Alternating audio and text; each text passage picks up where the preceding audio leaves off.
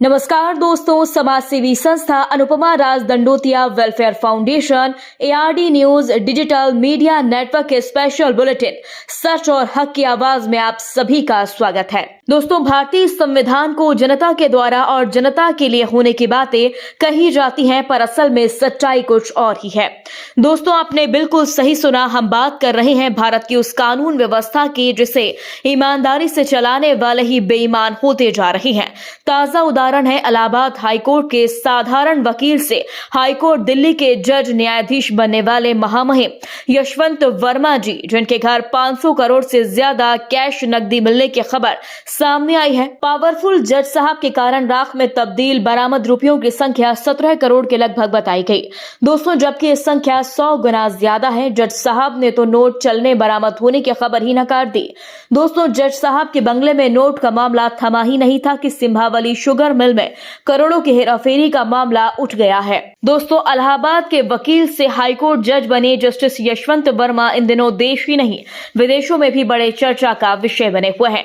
खासकर पाकिस्तान में तो जज साहब ने रिकॉर्ड ही तोड़ दिया है, क्योंकि उनके दिल्ली स्थित घर पर आग लग गई थी और इसी आग ने जज साहब को बेनकाब कर दिया। जी हां दोस्तों, जज के घर लगी आग की खबर सुन तत्काल फायर ब्रिगेड मौके पर पहुंची और घर के कपड़ों और सामान में लगी आग तो बुझा दी, पर कमरे में भरे नोटों की गड्डी और उसमें लगी आग को देख घबरा गए और तत्काल हाईकोर्ट जज साहब की इज्जत को आग के हवाले कर दिया।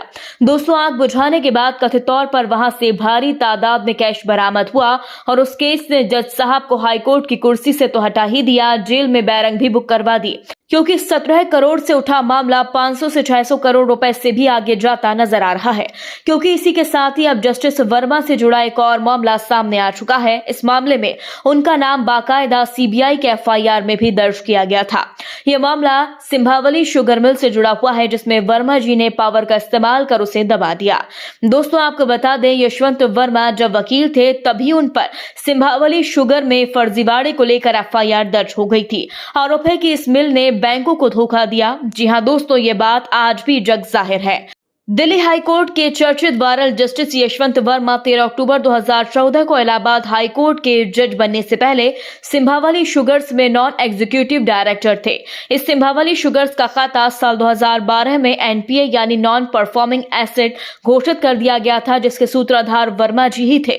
आरोप था कि किसानों की मदद के लिए लोन देने के नाम पर गबन कर लिया गया।